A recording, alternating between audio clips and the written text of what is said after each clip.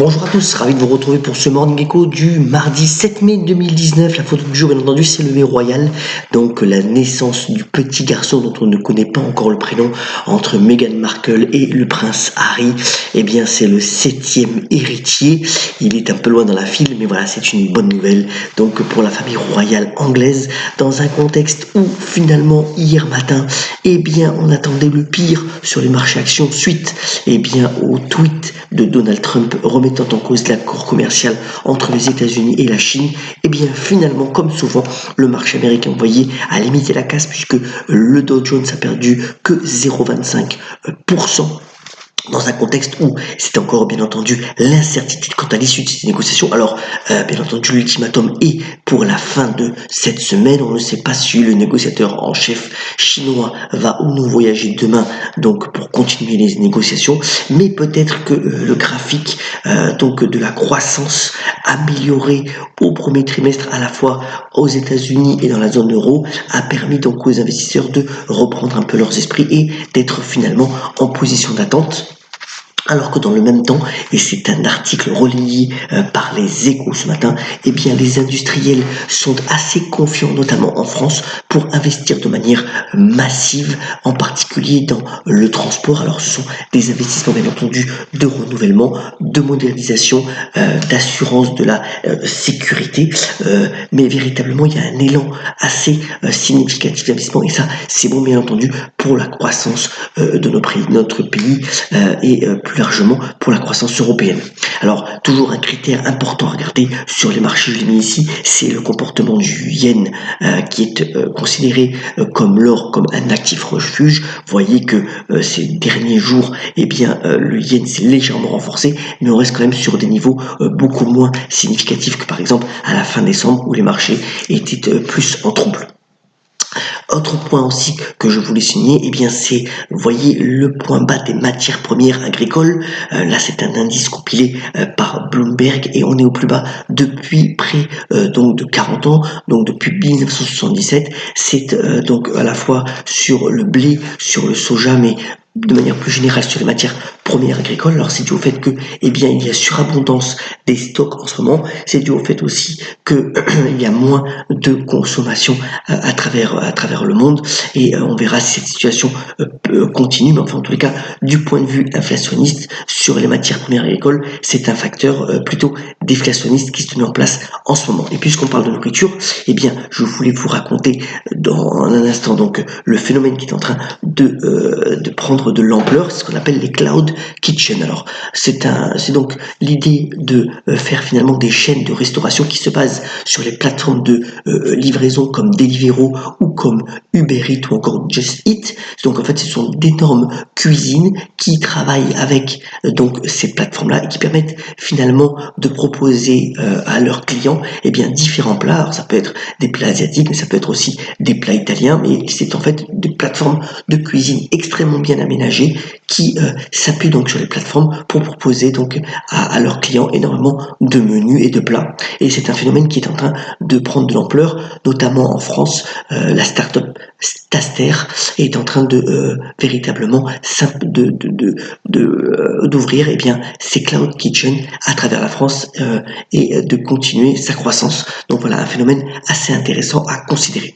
Venons-en au bref maintenant. Alors d'abord, on aura pas mal de résultats aujourd'hui, outre donc BMW ou encore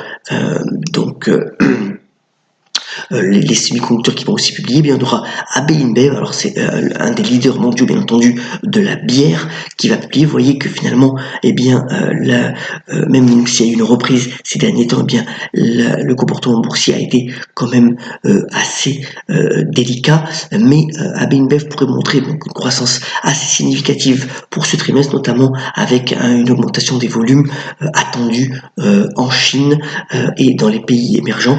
Donc c'est à confirmer. Donc AB InBev a suivi les résultats. On aura aussi une journée donc développeur assez importante du côté de Google. Alors Google veut lui aussi, comme le fait Facebook, eh bien travailler donc bien entendu sur l'aspect données privées. Il est attendu que Google travaille notamment sur les cookies en limitant donc la collecte de données d'information. Peut-être aussi qu'on aura l'annonce d'un nouveau téléphone qui démarre, qui fonctionnera bien entendu sous Android lors de ces journées développeurs, et d'autres annonces encore sont attendues, donc à suivre. Vous voyez que Google a pris les résultats, a légèrement baissé, mais ça reste quand même sur une tendance haussière véritablement affirmée quand on regarde sur le moyen terme, malgré la volatilité récente de ces derniers jours. Le filon opportuniste pour Total, alors vous voyez que Total, donc c'est la deuxième capitalisation du CAC, puisque LVMH lui a emboîté le pas, mais Total profite en fait de la fusion importante entre finalement Anadarko et Occidental Petroleum aux États-Unis pour reprendre en fait les actifs pétroliers d'Anadarko en Afrique. Alors de l'avis des analystes, c'est une excellente acquisition si elle se fait. Alors elle est sujette au fait que Anadarko et Oxy puissent fusionner, mais voyez que pour Total c'est une bonne opération avec toujours un rendement sur dividende au-delà de 5%. C'est véritablement une action de père de famille sur laquelle il est intéressant, vu la baisse récente qu'on a eu notamment hier, une baisse de 40%, de se positionner éventuellement en moyen terme, puisque aussi au niveau de la valorisation, c'est une valeur totale qui ne se paye pas très cher et qui investit en plus sur les jeunes énergies à venir. Donc c'est un groupe, le groupe de Patrick Pouyanné est véritablement bien positionné, donc une action à regarder de près.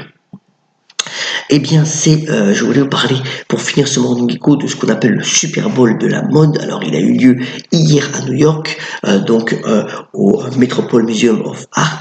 Alors, c'est véritablement l'occasion, eh bien, pour les stars qui dépensent 30 000 $ pour assister à cet événement où il y aura 500 invités triés sur le volet, de véritablement, eh bien, pour certaines et certains, de démontrer leur capacité à, eh bien, créer ou faire créer des modèles de mode assez excentriques. Vous voyez là qu'on a en rose fuchsia Lady Gaga qui a fait encore des siennes au niveau de son look, mais c'est véritablement l'événement de la mode à pas rater. D'ailleurs, c'est dirigé par Anna Wintour, qui est donc la rédactrice en chef du magazine Vogue aux États-Unis, qui est véritablement l'institution là-bas.